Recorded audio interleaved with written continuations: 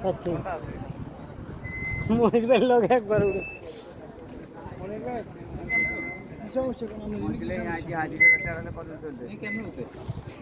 এক মুহূর্তে স্যার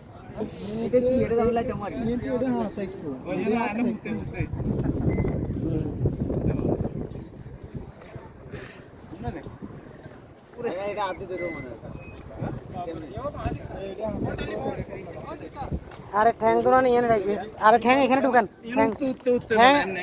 উত্তই না আমি ঠ্যাং ধরা এখানে ঢুকান কি শিখলেন জীবনে এইভাবে দিবেন এভাবে এগুলো বডি ব্যায়াম করবেন না করলে কি রে আমি সিস্টেম দেখলে যদি না বুঝলেন